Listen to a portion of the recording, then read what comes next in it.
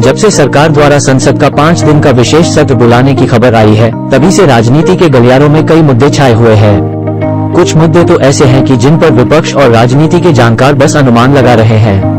सरकार इस विशेष सत्र में वन नेशन वन इलेक्शन यानी एक देश एक चुनाव वाला बिल ला सकती है, या G20 शिखर सम्मेलन सफलतापूर्वक संपन्न होने पर चर्चा हो सकती है, या कोई और मुद्दा हो। इस पर अभी कुछ कह पाना मुश्किल है, लेकिन एक देश एक चुनावों को लेकर जब हमने आपकी अपनी पार्टी पीपल्स के राष्ट्रीय अध्यक्ष रामवीर चौहान से उनकी पार्टी का पक्ष जानने का प्रयास किया कि अगर सरकार एक देश एक चुनाव वाला बिल ले आती है तो इस पर उनकी पार्टी की क्या राय है। और दूसरा मुद्दा इंडिया और भारत चर्चा का विषय बना हुआ है।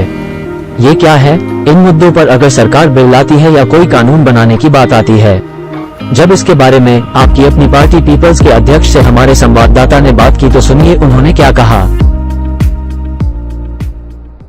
रामवीर जी, इन दिनों ना देश में बड़ी चर्चा है कि जो सदन बुलाया गया है लोकसभा का 18 से जो है कि 18 सितंबर से, तो ये बड़ी जोरों से चर्चा है कि देश में जो है कि एक देश एक इलेक्शन को लेकर कि बिल लाया जा सकता है। तो आप क्या सोचते हैं कि एक देश एक इलेक्शन होना चाहिए या नहीं होना चाहिए? आपके हिसाब से आपकी अपनी पार्टी पीपल्स का इस पर क्या राय है, क्या कहना चाहिए? मैं आपके सामने बात रखना चाहता हूँ कि एक देश एक इलेक्शन अभी भी है।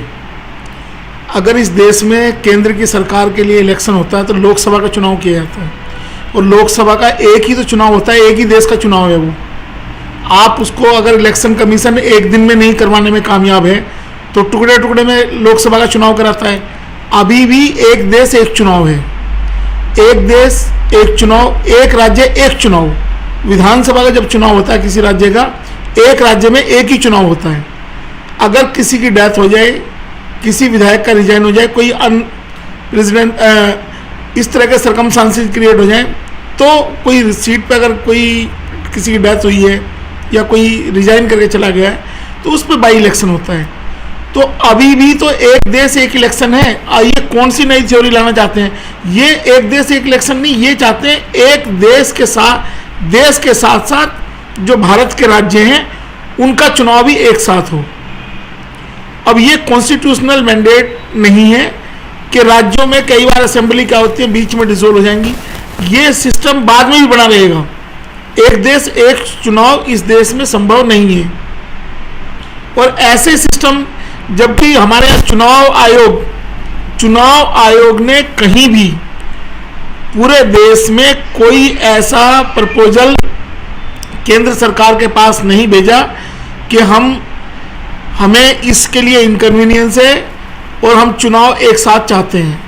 ये भारत सरकार जानबूझ के लोगों का ध्यान बेरोजगारी, महंगाई और ये देश के जो रिसोर्सेज हैं उसका जो क्रोनी कैपिटलिज्म हुआ है, सारे संसाधन एक या दो पूंजीपतियों के हाथ में सौंप दिए गए हैं। केंद्र की सरकार उससे ध्यान भटकाने के लिए, क्योंकि जमीन इनकी खिसक चुकी है। अभी आज अगर इलेक्शन करा लो तो मोदी सरकार अपनी वापसी नहीं कर पाएगी। इसलिए देश की जनता को उन मुद्दों से, जो जरूरत के मुद्दे हैं, उनसे गुमराह करने के लिए ये शगुफा छोड़ा गया है। साथ साथ ये भी है, हमें ऐसा लगता है कि जो अभी आने वाले कुछ राज्यों में विधानसभा के चुनाव है, 5 राज्यों में, उस चुनाव को डिले करने के लिए ये सारी प्रक्रिया अपनाई गई है।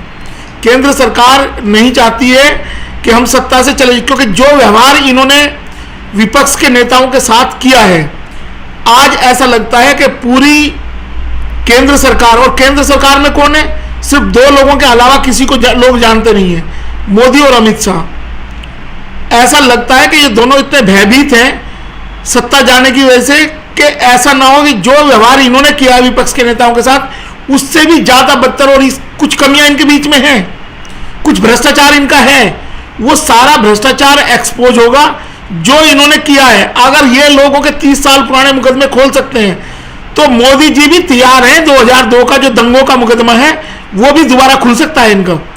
इस डर की वजह से मोदी जी नहीं चाहते कि सत्ता मेरे हाथ से निकल जाए। अब उनको जेल जाने का डर है, इसलिए ये एक देश एक चुनाव का शगुफा छोड़ा गया है। अच्छा, दूसरा मैटर ये भी है कि सर जो है ना कि देश में जो है कि इंडिया और भारत को लेकर जो है ना काफ़ी ये है कि एक चर्चा का विषय बना हुआ है। तो मतलब एक तरफ जो है ना पिछली जो G20 हुई थी उसमें जो है कि PM की प्लेट के आगे इंडिया लिखा हुआ था, और इस बार जो है कि इंडिया में यानी भारत में हुआ है तो उसमें भारत लिखा हुआ है, तो क्या माने कि भारत कर दिया गया है?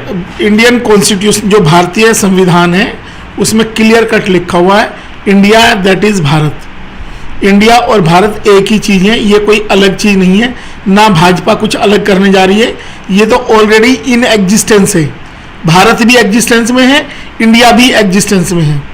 दूसरी चीज, अगर आप इस तरीके से करेंगे तो कल को जो रियासतें थी, भारत में इतनी सारी रियासतें थी, हैदराबाद की रियासत थी, सिंधिया जो रियासत थी, इधर महाराष्ट्र में मराठवाड़ा की रियासत थी, अगर इस तरीके से आप करने लगेंगे तो हर राज्य अपने अपने राज्य में वो नाम बदलने की प्रक्रिया शुरू कर देंगे।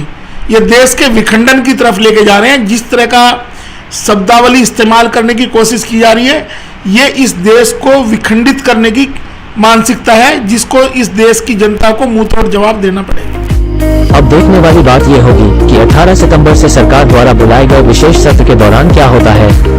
इसके लिए तो फिलहाल अभी इंतजार ही करना होगा, लेकिन ये तो तय है कि विपक्ष के अनुमान के हिसाब से और चर्चा का विषय बने मुद्दों को लेकर विपक्ष अपनी राय रखने में सक्रिय भूमिका निभा रहा है। टोटल खबरें दिल्ली से राजेश खन्ना की विशेष रिपोर्ट।